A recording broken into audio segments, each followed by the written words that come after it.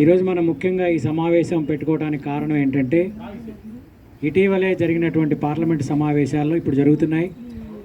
లోక్సభలో finance bill ప్రవేశపెట్టినప్పుడు ఆ finance బిల్లుతో పాటు అనుబంధంగా ఒక అమెండ్మెంట్ అనేది ప్రతిపాదించారు, మన ఉద్యోగులకు సంబంధించిన అమెండ్మెంట్. అది ఏమిటంటే నేను రెండు ముక్కల్లో చెప్పేస్తాను మీకు టైము స్ట్రైట్గా.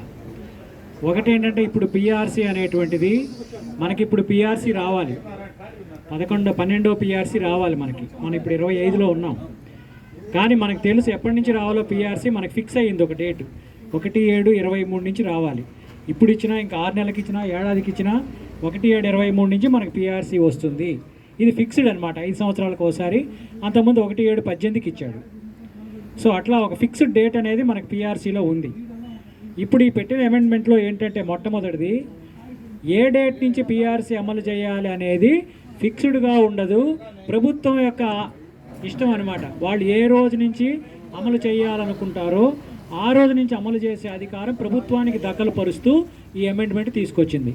అంటే ఇప్పుడు ఇంకో 6 నెలలు ఏడాది దాటిన తర్వాత మన చంద్రబాబు నాయుడు గారు పిఆర్సీ ఇవ్వదలుచుకొని 1/1/26 నుంచి ఇస్తున్నాను అంటే ఇంకా 1/1/26.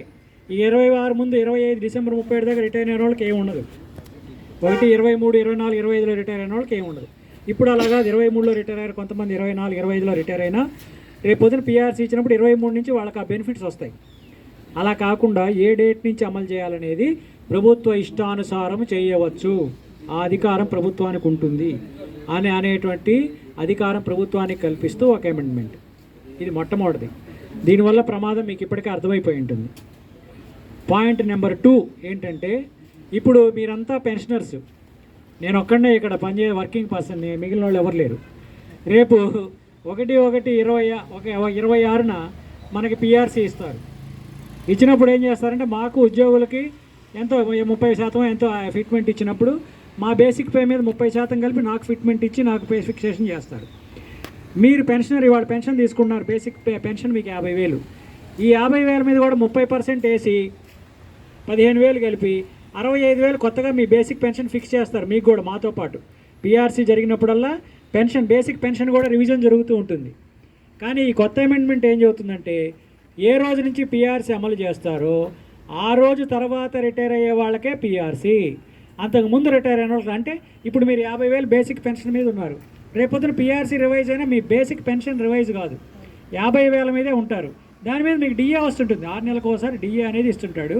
అంటే మనం ఏ రోజునైతే రిటైర్ అయ్యామో ఆ రోజున మనకి ఏ బేసిక్ పే ఆధారంగా ఎంత బేసిక్ పెన్షన్ ఫిక్స్ అవుతుందో దాని మీద భవిష్యత్తులో మన ఉద్యోగి చనిపోయే వరకు, పెన్షనర్ చనిపోయే వరకు కూడా ఆ బేసిక్ పెన్షనే కంటిన్యూ అవుతుంది, కానీ రివిజన్ అనేది చెయ్యరు.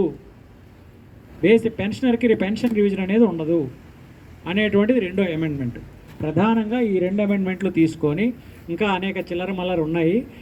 మేజర్ దీనివల్ల మనకు ప్రమాదం ఏంటంటే ఇవాళ నాకు కాదులే, నేను సర్వీస్లో ఉన్నాను వదిలేస్తే నేను కూడా ఇంకా 2 ఏళ్ల తర్వాత రిటైర్ అయినప్పుడు నాకు కూడా ఉండదు. ఆ తర్వాత పిఆర్సీలో నాకు కూడా పెన్షన్ రివిజన్ ఉండదు, మీకు కూడా పెన్షన్ రివిజన్ ఉండదు.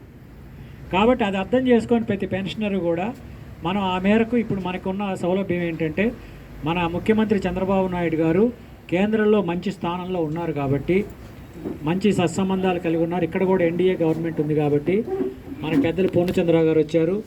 వారు మొన్న ఎలక్షన్లో కూడా చంద్రబాబు నాయుడు గారికి మరి వారి గెలుపుకి ఎంతో కష్టపడి పనిచేసి రాష్ట్ర వ్యాప్తంగా తిరిగి కృషి చేశారు. కాబట్టి మీ అందరి తరఫున నేను వారిని కోరేది ఏంటంటే ముఖ్యమంత్రి చంద్రబాబు నాయుడు గారికి దృష్టికి ఈ విషయాన్ని తీసుకెళ్ళి ఇలాంటి అమెండ్మెంట్ చేయకుండా కేంద్ర ప్రభుత్వాన్ని నిరోధించవలసిందిగా, వారి ద్వారా ప్రయత్నం చేయవలసిందిగా మీ అందరి తరఫున నేను కోరుతూ, మీ అందరితో పాటు ఉద్యోగులందరి తరఫున కూడా కోరుతూ నాకు ఈ అవకాశం ఇచ్చినందుకు మీ అందరికీ కూడా ధన్యవాదాలు తెలియజేస్తున్నాను.